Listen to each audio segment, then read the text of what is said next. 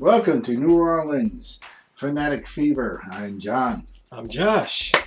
Okay, coming fresh off a loss to the Atlanta Falcons here at home, the New Orleans Saints travel to Tampa Bay Sunday to face the Buccaneers for the second time this year and walked away with a 34-17 win. 30 seconds or less, sir. Saints completed the sweep of the Buccaneers. Major turnaround for the Saints. They looked a lot different than they did against Atlanta. Defense really came through. Drew Brees was in sync. Michael Thomas proving why he's a $100 million man. Saints back on the same page. Proud of my boys. Let's keep it going. Fair enough. Definitely under 30 seconds. Okay, so the offense, after not scoring a single touchdown last week against the Falcons, they came back and after a slow start, 2 field goals in their first 2 possessions, put up some points on the board. I want to say they scored 27 as an offense. They had a pick 6 that put them up to 34. That was Marcus Williams in the fourth quarter. But Michael Thomas again, really huge game, and 114 yards. Drew Brees called it a ho-hum day at the office. Had a touchdown. Jared Cook had 2 catches himself for 33 yards and a score. Brees just needs to average 2 touchdown passes a game for the rest of the season in order to pass Peyton Manning for career touchdown passes. I think Drew Brees can do it. I mean, the offense has, I feel like the offense has regained their confidence. The offense is all back on the same page. Like with Drew, I think he's still kind of feeling the remnants of his thumb. And so Drew, I believe he's still trying to get into the thick of things as far as within the offense, playing the full 60 minutes. I mean, he was out for 6 weeks. So I think that he's still trying to get a feel for everything once again. And offensively speaking, the rushing game was a little bit better this week. 109 yards as a team. Lamurray had 27. Kamara had 75, and no scores between the two. But, a little bit of improvement there from the running game as well. Running game still leaves a lot more to be desired. Latavius Murray, I mean, he had a few big games this year, like one against Chicago. He had a big game against Arizona. But I still want to see Sean Payton incorporate the run just a little bit more to take a little more pressure off of Drew Brees and make him a little more comfortable. And I think the offense can fully click like we're accustomed to seeing. All right, it's time to move on to the defense. The defense did better this time. They held the Buccaneers to 113 yards passing, 2 touchdowns, but had 4 interceptions of Jameis Winston and held them to a measly 8 carries for 36 yards rushing.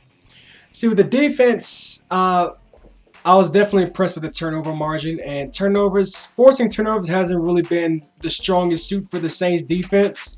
I mean, they've been good as far as, holding teams to, getting off the field on third downs, holding teams to under 300 yards total offense. We're talking about all these things, but one of the biggest things that can really help a defense succeed is the turnover margin. And I really believe that the Saints defense really took a step forward in that area. The defense has definitely regained their confidence, and the secondary has definitely regained their confidence and the swagger back. So, a lot more big things. Also, Pro Bowl voting is up. Go vote for Demario Davis and Marshawn Lattimore. Another little side note is kind of team performance. Offensively, the Saints they were 54%, 7 for 13 on third downs. They held the Buccaneers to 5 for 13 or 38%. Saints were 1 for 1 on fourth down conversions, and the Bucs were 0 for 1. However, I do want to point out that the Buccaneers got 5 first downs off of Saints penalties. So discipline is still something they need to work on. Against Atlanta, they had 12 penalties. I mean, how many penalties they had against Tampa? You mean Falcons? I mean, they had 12 against Atlanta, but how many did they have total against Tampa? Not sure. But it was less than 10. I can definitely say. Well, I mean, still, the Saints still need to tighten things up as far as the discipline. If they definitely want to compete for a Super Bowl, and then there's a couple teams out there that are really turning heads, like teams like the Niners, teams like the Ravens. I mean, the Saints want to go far. They got to tighten up on discipline. Yeah. Also, New Orleans dominated the time possession, 37 minutes exactly to 23 minutes exactly. So, Ball control is key. exactly.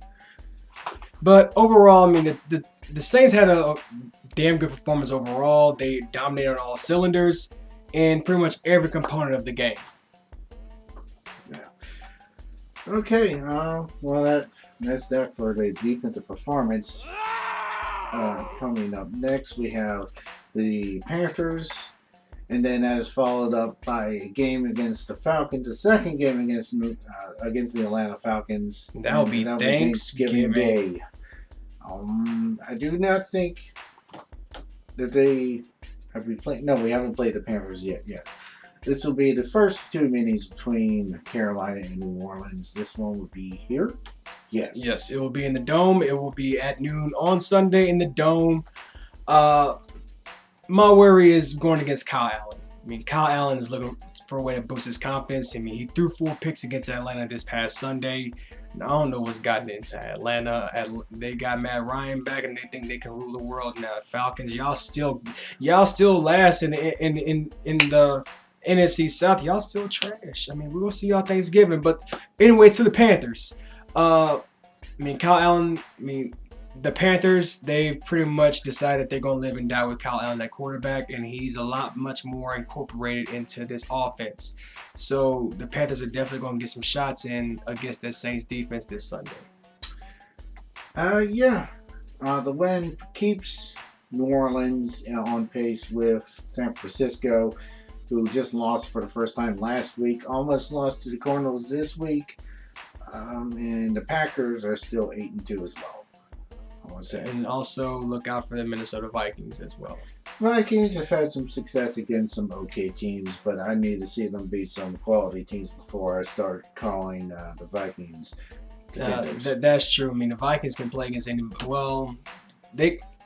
subpar teams, the Vikings are pretty impressive. But when it comes to above 500 teams, we see Kirk Cousins struggle quite a bit. Everything for the New Orleans Saints is still right there in front of them, still achievable.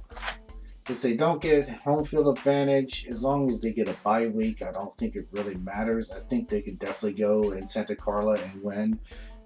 Lambeau Field is a little different. I do think they need to have home field over Green Bay, but I think they can go into San Francisco and win, even come January. I definitely agree. I mean, Niners, they have one of the best, probably arguably the best defense in the league. Well, I wouldn't say the best. I mean, one of the best defenses in the league, but their offense does leave a lot more to be desired. Looking at how Jimmy Garoppolo has played over the weeks, teams are starting to realize that these Niners are actually mortal and that they are actually human, and which can be a scary feeling. Yeah. It's been an interesting year. I could definitely see that. I mean, I'm scared of the Baltimore Ravens, and I'm starting to have nightmares about it. Baltimore scares me. Yeah. But we are with our New Orleans Saints till the end. Who dat? Who dat? All right, thanks for watching. We enjoyed recording this show, and we hope you join us next week when we cover the Saints and LSU versus their respective teams. You can follow us on Facebook or check out our website at aisportsnetwork.com. See you next week.